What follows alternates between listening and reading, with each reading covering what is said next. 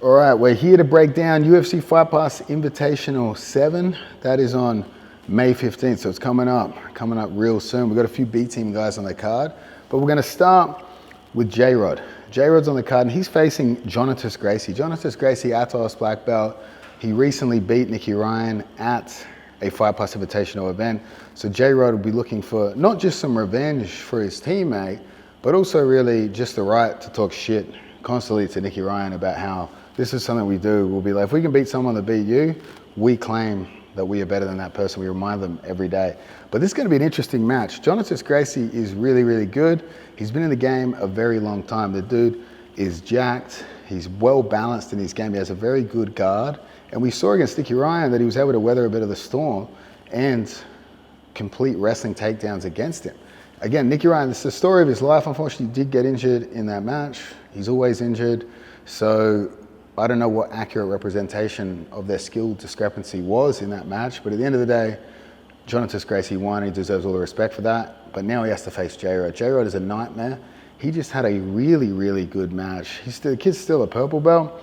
Unfortunately, he didn't win either of the two recent trials, but he did qualify for ADCC trials. He was given the invitation, and he beat a AOJ black belt recently. So it's purple belt beating a black belt, not just any AOJ black belt, world champion level black belt. And Jrod showed how good he was in that event. That was actually a great event, the last Fight Pass for the B team boys. I think we went 3-0 that night. So Jay's back on here. He does have a big test here, but if I really break this down, I'm quite confident in this match. This match was meant to be Jrod against Tynan Delper. That's who we wanted. They couldn't put that together. We got Jonathan Gracie. It was also going to be Ronaldo Jr., a teammate of Jonathan Gracie. But again, we have Jonathan Gracie. I see Jrod with a huge wrestling advantage here. Jrod is so athletic, flexible, and he never quits. He never gets tired. Something you'll see in Jrod is someone might take a great position. This has happened in matches like his 2 against Giancarlo, where Giancarlo took his back, held it for a long time, couldn't get the finish. Jrod ultimately gets out and goes crazy. So sometimes Jrod will start matches in bad positions, and that's sort of, for most of us, it breaks our will a bit and really eats into our gas tank to get out. Jrod just gets angry. He comes out of that position where actually the offensive guys are a bit fatigued from holding on, and Jrod just goes crazy. So I think Jrod has had an unfortunate run in terms of wins and losses, especially in his flow grappling career, because from such an early time in his career, he had to face the world's best. He qualified for ADCC as a blue belt, so he immediately had to face the best guys in the world, and he's almost beaten them. Arguably, he had neck-and-neck matches with Giancarlo. I think those two were toss-ups. He came so close to beating Pedro Marinho. This is a fascinating match to see for Jrod, again, to avenge Nicky Ryan, but I do think he has quite a strong edge here. I don't see Jonathan Gracie out wrestling him. The only path to victory I could see for Jonathan Gracie would be to pull and get to the legs, which is something that many people have done, tried to do against Jrod. A few have succeeded. However, Jrod's working that every day, sort of honing in his defensive ankle lock defense, heel hook defense there. So as long as that hole is closed, I don't see many people in the world, myself included, being able to beat Jrod. I haven't trained with him for a while. I don't intend to. He's a scary dude. Canudo's on the card. He faces Aaron Wilson. I got to be honest, I don't know who Aaron Wilson is, but Canudo is one of the most exciting grapplers. He hits some of the craziest moves. He was just at the PGF. He had a flying armbar. Guaranteed excitement. Vegas local. Obviously, this is at the Apex. Guaranteed Canudo's going to try some crazy shit. Let's hope he gets it for the highlight reel. But another interesting match, Giancarlo, reigning ADCC 88 kilo champion, facing off against Gabriel Arges. Gabriel Arges, he's a young guy, but he's a legend from back in the day.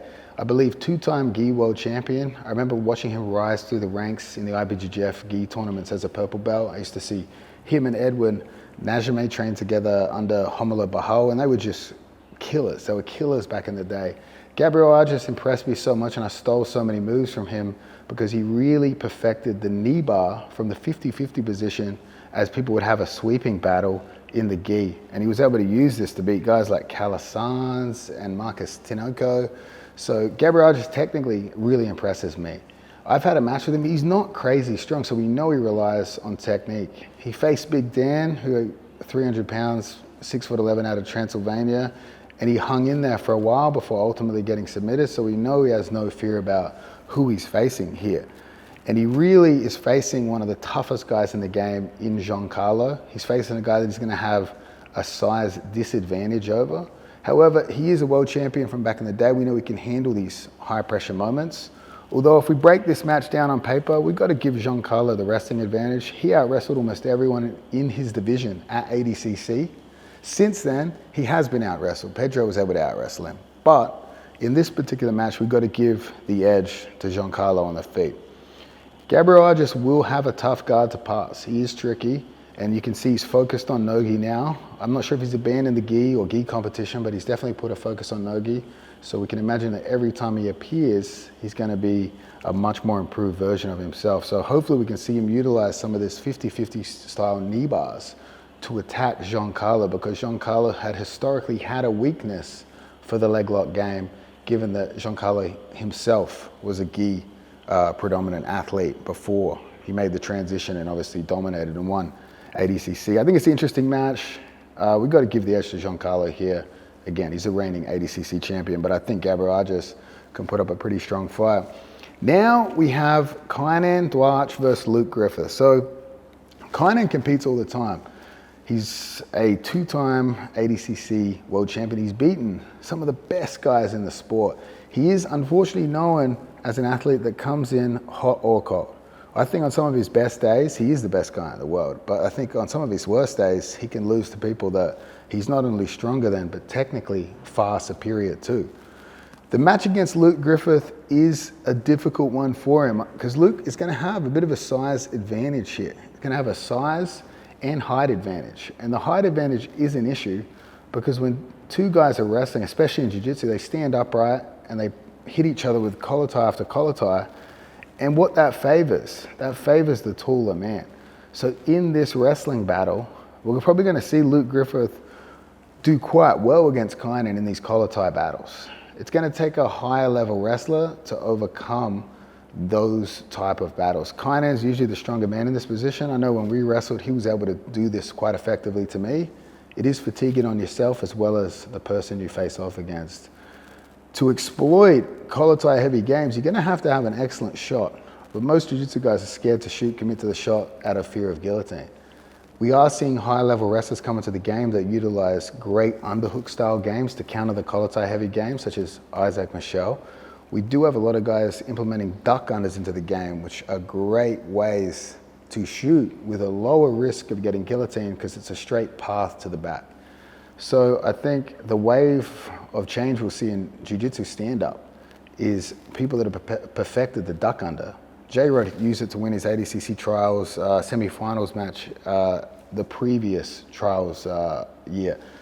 So I think that's going to be a wave in the future that'll be able to sort of take down this collar tie heavy style. But in this match again, I think that's going to favor Luke. They both don't have great gas tanks, I'll be honest here. Luke, obviously we saw him gas out against Wagner. Kainan, we really did see him gas out against Marigali. I imagine Luke's going to try to follow Marigali's blueprint and approach Kainan in the same way. However, I'm not sure if he'll have the skills to do it. It will be interesting if Kainan does pull guard, how effective his guard and sweeping game is against Luke. I could see that taking place if he's ineffective in the wrestling. It might be a good idea if you're getting fatigued in the wrestling against a guy like Luke to try a guard pulling style against him. I think Kainan's guard's obviously world class. Who's going to win this? We've got to favor experience here. We've got to favor accomplishments. I'm going to favor Kainan, but I'm going to say it's going to be a really, really difficult match for him. Now we get to the main event. B Team Zone, Nicky Rod. I think pound for pound, best grappler in the world. I think he's facing off against Mason Fowler at this event. I wish it was Marigali. We'll probably see that at ADCC or potentially the BDCC. Nicky Rod against Mason. So Mason and me have faced off 3 times. ADCC rules, I beat Mason. Mason beat me 2 times in EBI overtime. Mason is very, very good strategically. He has to be good strategically to have a shot at beating Nicky Rod, because Nicky Rod's going to have a wrestling advantage. It's going to be very tough for Mason to take him down. Very few people have taken Nicky Rod down. It's going to be tough. Mason was getting out wrestled by Pedro Mourinho, getting foot swept, and then he took a shot not a great shot, but he took a shot that Pedro tried to counter overconfidently with a guillotine, and that's how he was able to basically get top position on Pedro Marinho and that's a big feather in his cap, taking out Pedro Marinho and submitting him. However, I think it is, again, a tough match for Mason here. Nicky Rod's going to have a size and strength advantage. He's going to have a wrestling advantage. He has a wrestling advantage just about over anyone in this sport. So he gets to decide where this match takes place. Mason is not a leg lock guy. If we saw Nicky Rod's match against Roberto Jimenez, Roberto had some excellent leg entries. Who's to say whether we came close to seeing Nicky Rod tap, but we definitely saw Nicky Rod in danger. So logically, you would assume that if you were to pull guard against Nicky Rod, a great strategy would be to hunt the legs. Do I think Mason's that guy? No. But Mason, being very strategic, he's going to come into this with a very, very specific, very focused game plan. So I'm interested to see the strategy he does here, because obviously stylistically, Nicky Rod is very, very difficult to beat. I'm fascinated to watch this one. Obviously, I favor my boy Nicky Rod. I think Nicky Rod's a nightmare. I don't even want to train with the guy. He's fucking, it's a horrible round. I can't even do anything to the guy. So I hope he avenges Mason Fowler for me.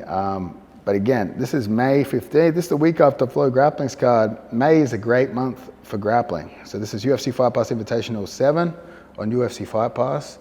And that's the wrap up. If you like what I'm wearing, head over to the Al Leone website, pick yourself up a kit. This is something we're working on here for Indigenous First Nations people of Australia. So repping the homeland, but that's the breakdown.